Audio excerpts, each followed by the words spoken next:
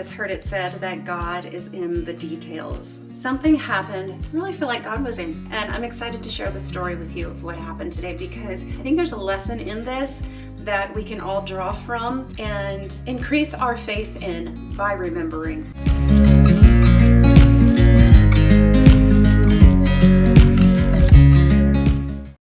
It's beautiful.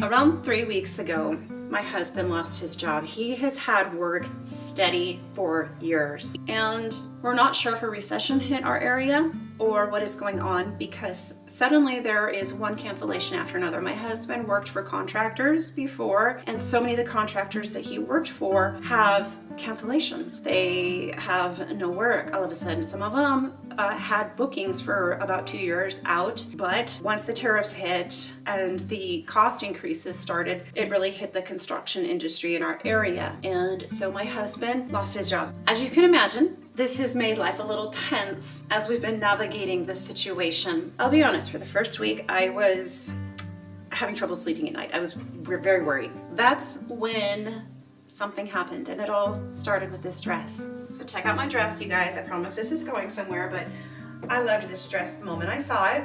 I didn't buy this dress for videos. I didn't buy it to film in. I just bought this dress for myself because I liked it. It was secondhand at the Goodwill. I bought this dress the very day my husband lost his job. I didn't know he had lost his job, otherwise I never would have been at the Goodwill shopping or anywhere shopping.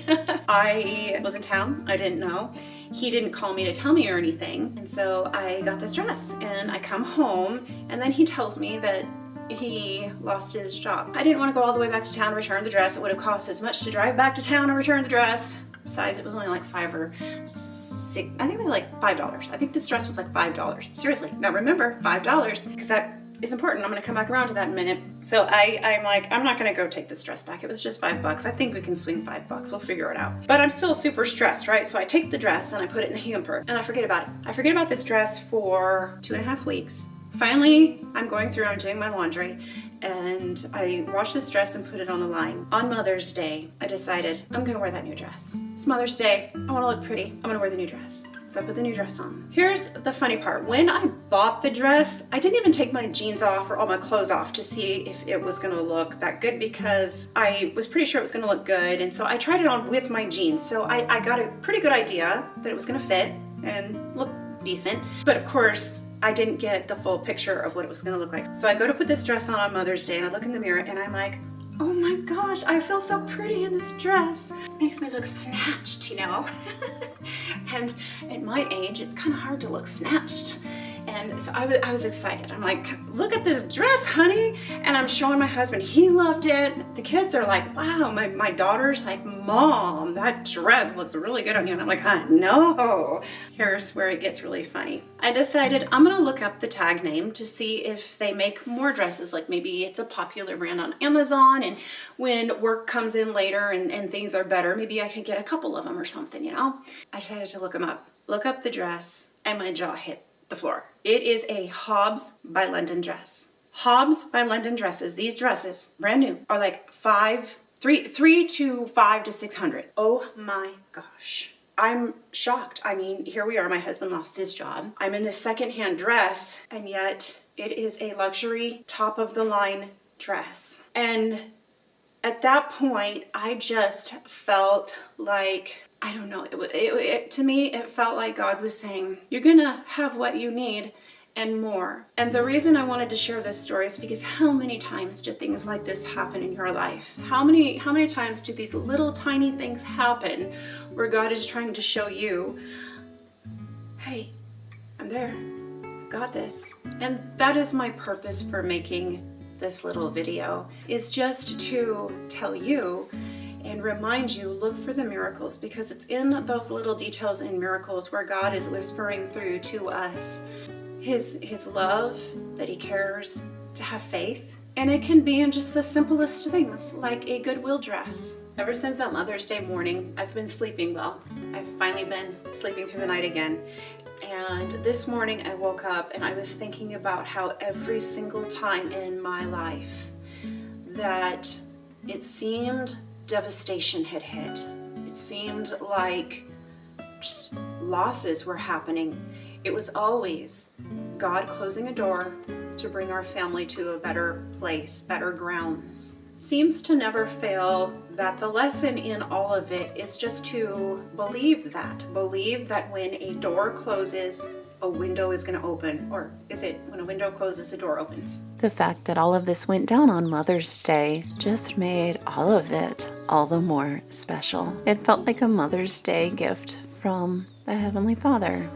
My husband's work ended up evening out. During that month, my husband was able to keep busy doing odd jobs. And after a few weeks, work started trickling back in and he got calls from the contractors again. He is now swimming in work. Meanwhile, the faith challenges keep rolling in. The latest has to do with our garden, but I'll share more about that at the end, and I'll give you a garden update.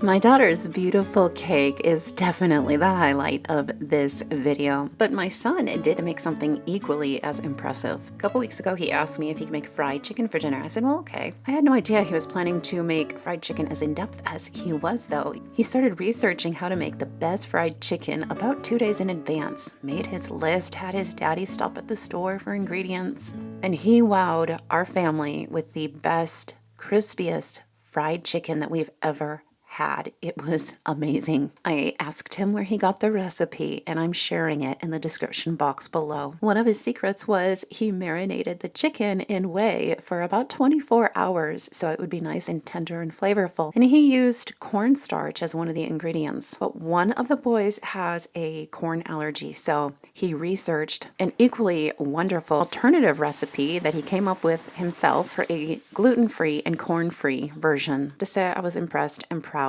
would be an understatement. I do have a few other meal ideas in this video that I wanted to show you for inspiration because they are oh so wonderful.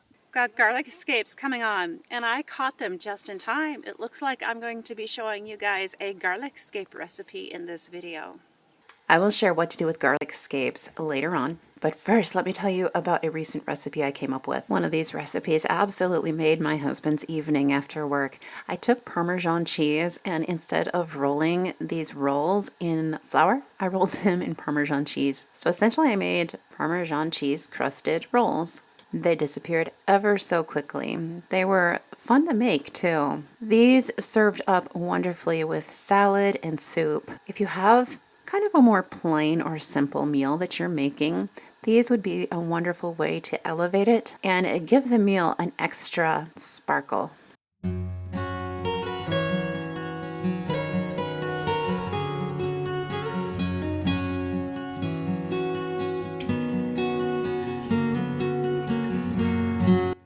Lately we have been rolling in the eggs and it's such a blessing. So we've been enjoying all kinds of egg dishes, including deviled eggs. The same son that made the chicken and that seems to enjoy baking bread made these as well. Some super fun additions that I like to add are capers, smoked paprika. Fresh garden dill is another wonderful addition.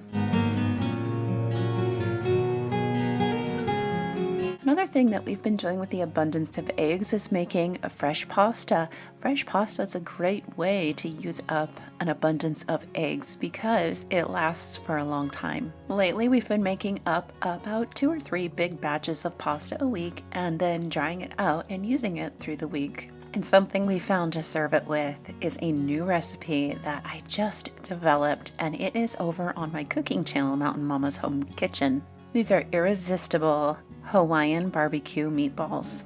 On the new channel, I do have both the pasta and the meatballs.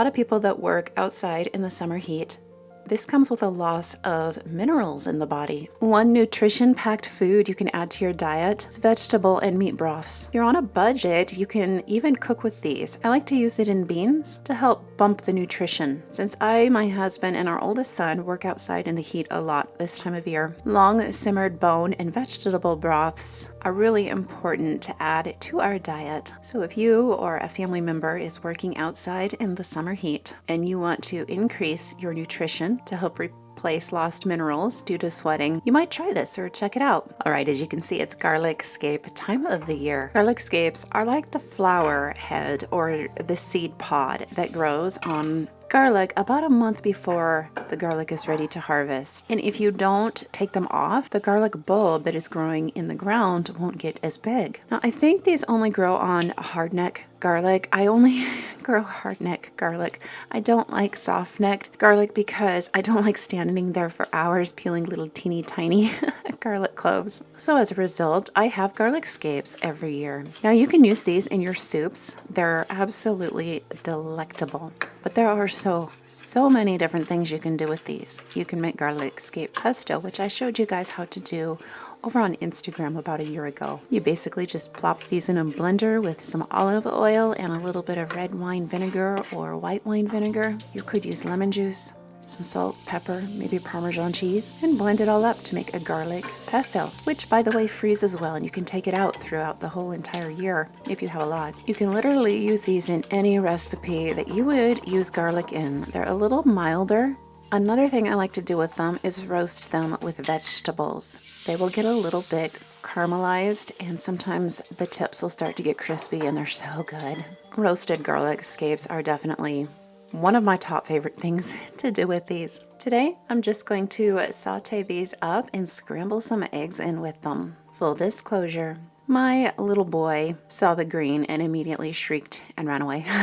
Well, not quite, but he definitely did not want them. He asked if I could make some without the green stuff. Simple enough. So I and the older kids are mainly the ones that enjoy the garlic scapes in our eggs. I think another fun thing to do with these though would be to use them in things like pizza sauce. I think that'd be awesome in bruschetta. If I had fresh tomatoes coming on right now, that's what I would do with them. But instead, I think what I'm going to have to do is simply make up a big batch of the garlic scape pesto and keep it in the freezer, and I'll just pull that out when the tomatoes do start to come on. Speaking of tomatoes, it looks like we are up for another interesting garden year. Around the beginning of April, our well pump went out and we had to replace it. And we thought that this was going to solve all of our water issues because at first it seemed to. But alas, it did not.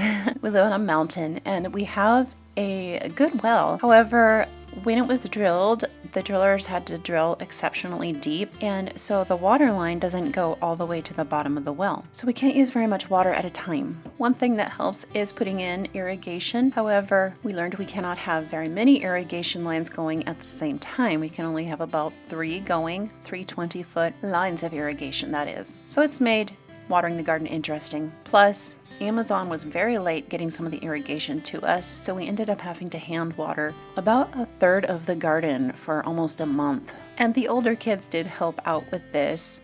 We found that evening waterings worked better. Now, technically, you're not supposed to water in the evening, but when there are no leaves yet on any of your plants and you're still getting them to sprout and you're in a heat spell, evening watering is actually not a bad idea because it keeps it wet and moist overnight instead of evaporating immediately. Here's a little glimpse of the irrigation, which, by the way, is the best we've used yet. I will link to all of the supplies for this on Amazon.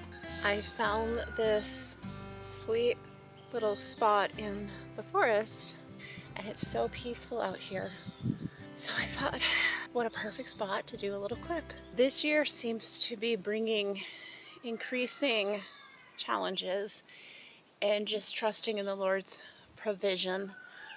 It's not even 8 o'clock and we went to water the garden and the water is already low, the water pressure. We replaced the pump, so it's probably not the pump, it's just that we probably still need to do some work on our irrigation because some spots are using too much, but we just, we have low water.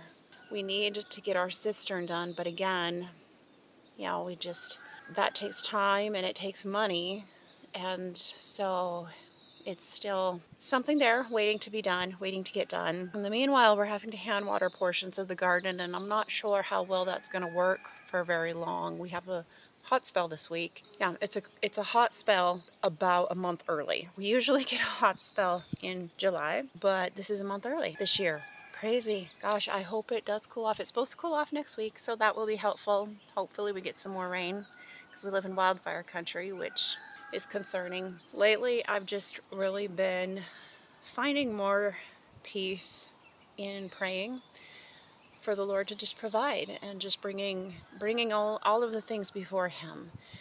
One of our homestead goals is to get some Katahdin sheep one of these days. We have all of this pasture area, and all we need to do is fix the fence. It isn't in too terrible of shape, so hopefully this summertime the boys can go out and tighten up this fence a bit.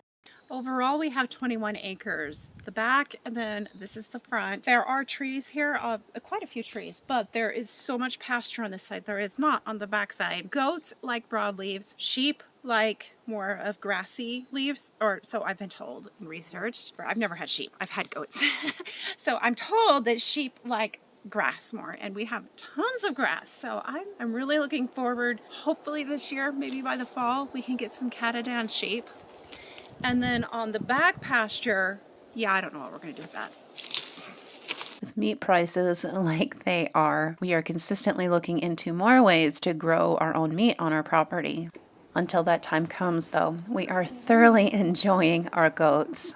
We had our first successful kidding. We still have one more to go. We bred later last year because we didn't want wintertime births. I didn't want to take a chance of it being too cold outside. But we do have the cutest little Oberhausley Nubian crosses right now. The buck was very big. He came first. I actually had to assist because he got quite stuck. I did put the birth on Patreon in the homestead level, as well as a cultivated home collection. These little goats, though, they have been bringing the kids so much joy. They enjoy going down in the evening and playing with them. Even the oldest kids are enjoying them. Watching the children thrive on the farm is undoubtedly, hands down, my favorite aspect to having this homestead. I suppose some kids really thrive in city life. Our short experience with it was not that way, though. For us, it felt like the kids were just withering with town life. Now, every day feels like an adventure. Last year, we found a little homestead conference that takes place about 20 minutes from our home, and we started going to that. My boys especially love it. The older ones, of course, not the youngest, but the older boys really soak it up. There are so many interesting classes on homesteading and survival, and they just eat it right up. This year was extra fun. I want to show you what I won at the conference. This is a homemade outdoor canner. When I won this, I literally got out of my seat, running to the front, whooping and hollering with joy the whole way, and everybody was laughing at me. If you're new here, you don't know this about us, but we grow around 75 to 80%, or we try to grow most of our own food, and I can a lot of it, which means a lot of time canning. The outdoor canner is going to save me so much time, probably days.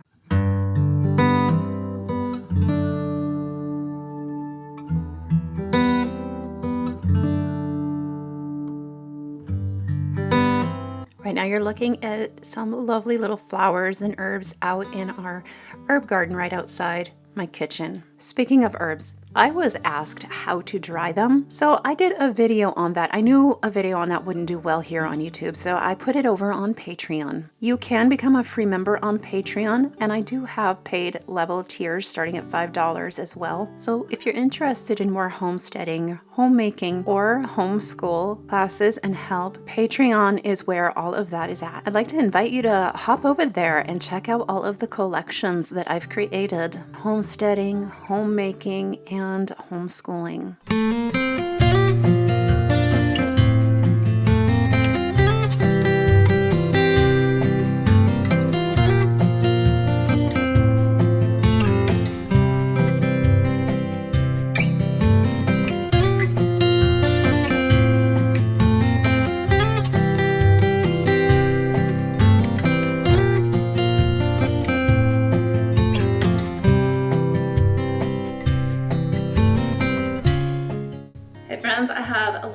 good news and a little bit of bad news to share with you today. We will start with the bad news. I'm going to be taking a short break from posting here on YouTube for the month of July and possibly into August. My second oldest is about to graduate and I need to wrap up her homeschool transcript. Between that, homeschool planning for my 4 remaining children that I'm homeschooling, regular homemaking, and helping to run the farm, something had to give. As much as I love creating videos for this space and for you here on YouTube, the YouTube videos take a lot of time to make, film, plan, and edit. But now for the good news, and it is really good news. I will still be sharing content, but in a more relaxed, behind the scenes, and I believe more useful way to you over on Patreon. I will be posting shorter, topic-based, less polished, but very practical content covering homemaking topics, some homesteading topics, maybe a little bit of everyday life here on the farm. These are going to be quick, information-packed clips and posts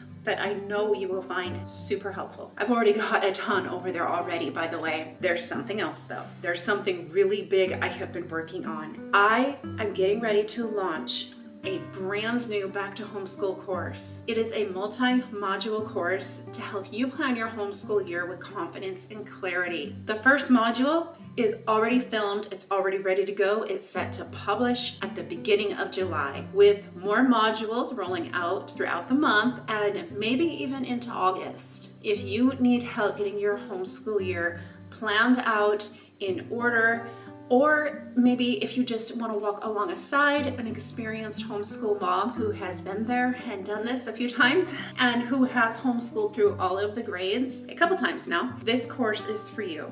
So while I may be quiet here for a few weeks, I will still be sharing and creating content in a new way. I would love to have you join me over on Patreon.